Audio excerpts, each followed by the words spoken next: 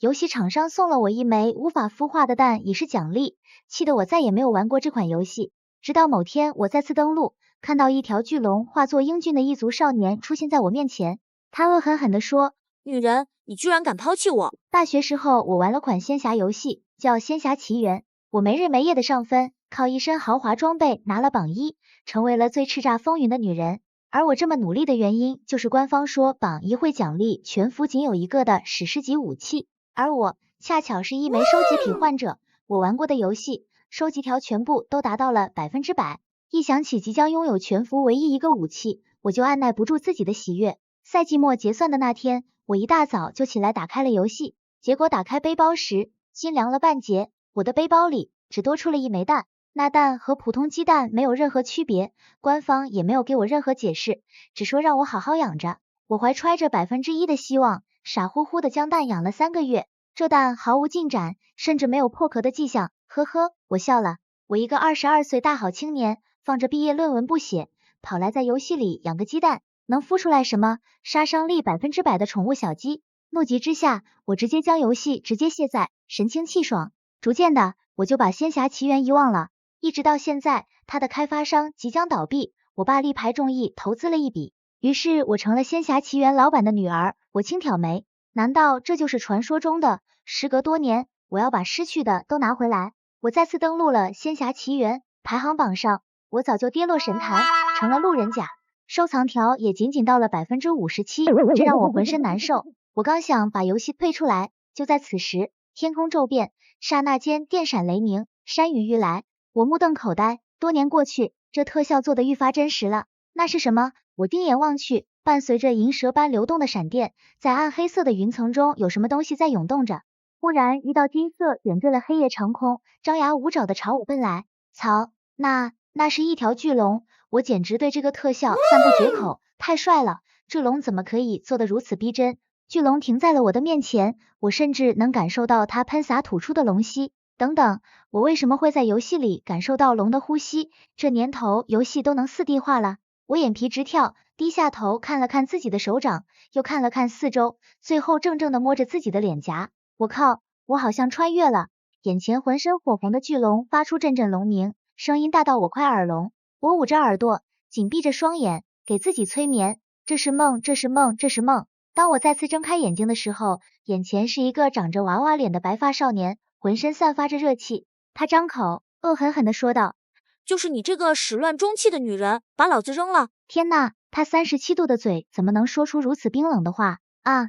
你哪位？呵，就是你这个蠢女人，有眼不识泰山，能将龙蛋丢弃，害得老子只能自行孵化。他指了指自己的额头，赫然有2只龙角坑，但却没有龙角。现在生下来是个残疾，这事儿得你负全责。我连忙摆摆手，不，大哥，我觉得我不能负全责。垃圾官方没告诉我您这么重要，我还以为您是一枚鸡。我话到这连忙刹了车，如果他知道我把他当成了鸡蛋，估计能活吞了我。垃圾官方是什么？他蹙眉道。我刚想解释，但脑海里冒出了一个很恐怖的想法。我之前就觉得至始至终，这娃娃脸少年都有一种无形的诡异感。直到他问出这句话，我的心情一下子变得如履薄冰起来。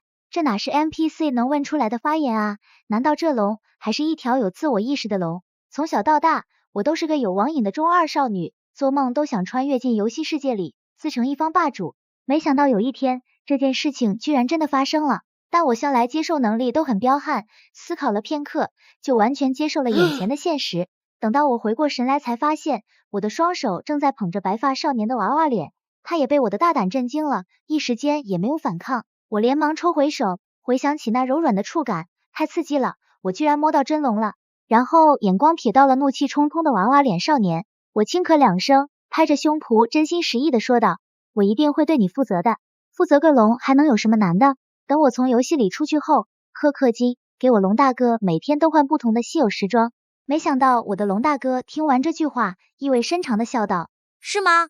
这可是你说的。我趴在娃娃脸的龙体上腾云驾雾，比我价值3万块的紫色腾云及雷电特效还要霸气。不一会儿就到了目的地，这是一座我在游戏里从未见到过的巨大山谷，山谷里许多巨龙在小憩。娃娃脸将我放下，便也变回了人形，一群穿着黑袍的男人跪在了他的面前。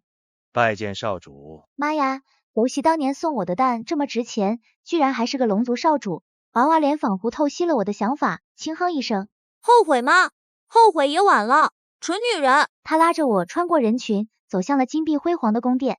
大殿之上只坐着一个正在闭目养神的男人，男人身材魁梧，一看就极不好惹。人带回来了。男人闻言睁开了双眼，就是你，让乌儿成了残疾。他审视着我，我感受到了阵阵压迫。乌儿打算如何处置？完了完了完了，原来这娃娃脸如此睚眦必报，竟是来取我狗命的。谁知娃娃脸狡黠的笑了，老头，老子想让她做你儿媳妇。混账！殿内响起2声大骂，分别是我和娃娃脸他爹的。我怒斥道，我虽然没有做到养你生你的本分，但我好歹也算你半个娘，你怎么能娶我？这种有违伦理之事，我做不得，你还是一刀把我杀了吧。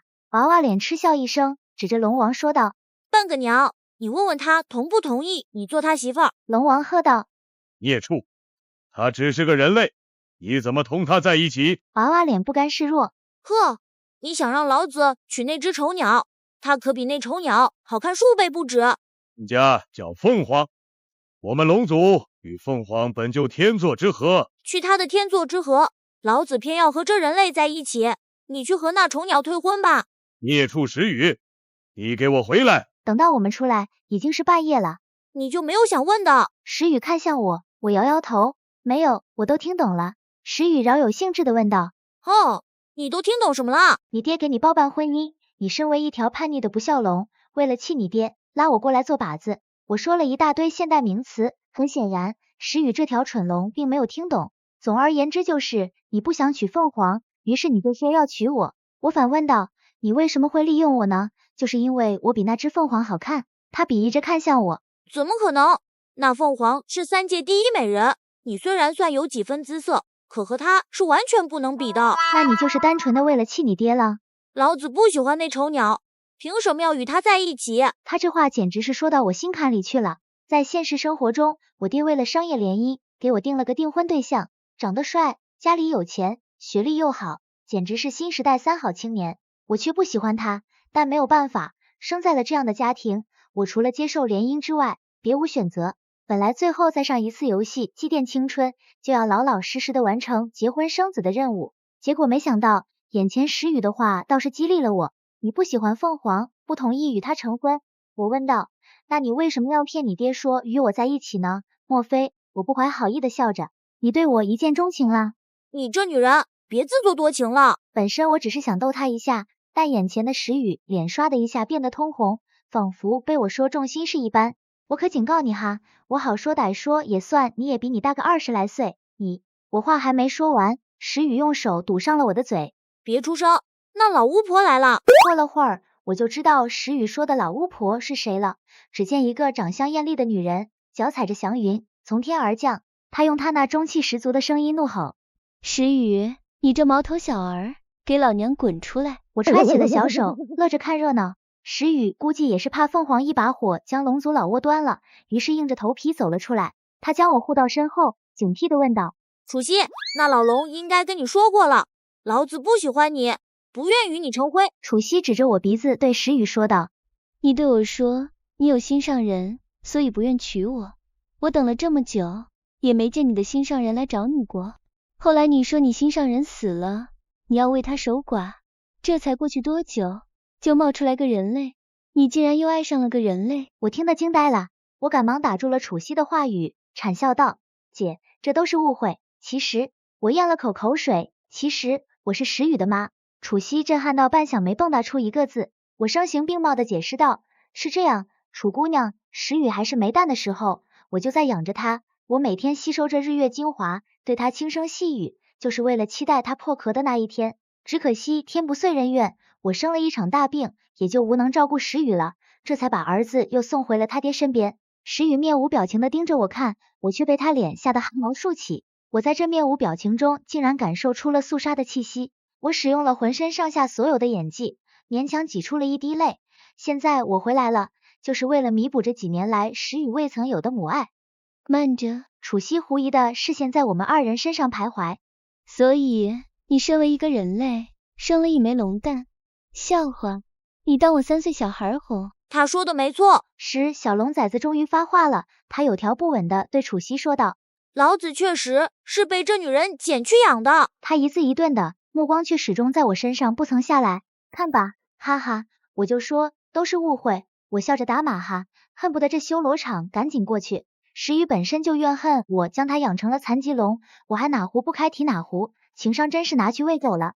当初被老头扔下，被这女人捡了，前面还挺好，后来几乎每天都对老子不停辱骂。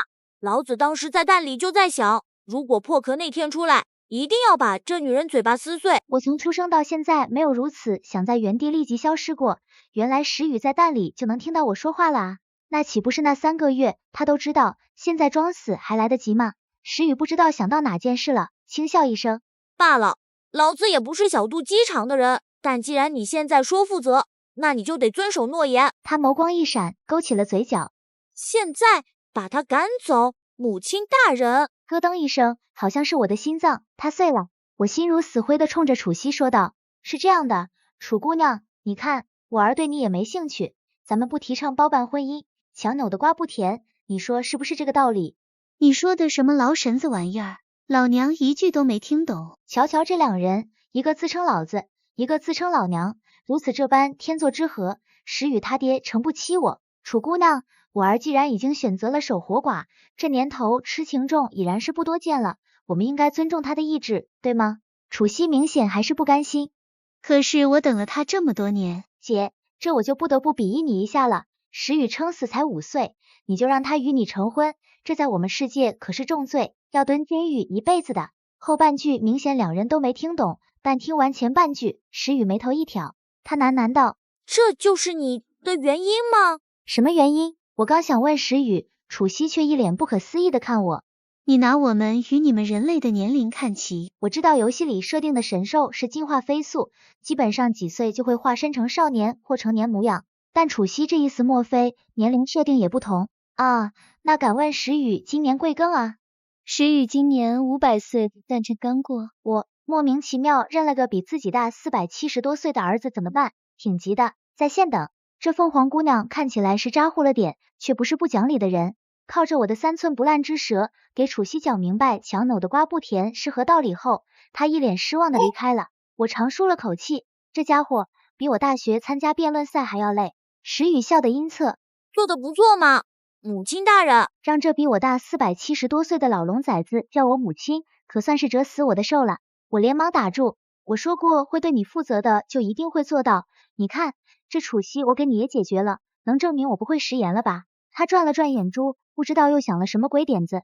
那既然如此，母亲大人再帮个忙吧。我心脏直突突，直觉告诉我准没好事。什么？帮老子找找心上人。